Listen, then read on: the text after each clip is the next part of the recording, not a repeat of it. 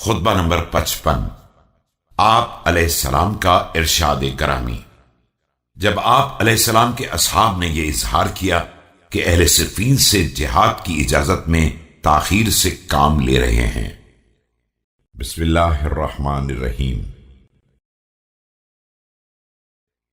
تمہارا یہ سوال کہ کیا یہ تاخیر موت کی ناگواری سے ہے، تو خدا کی قسم مجھے موت کی کوئی پرواہ نہیں ہے کہ میں اس کے پاس وارد ہو جاؤں یا وہ میری طرف نکل کر آ جائے۔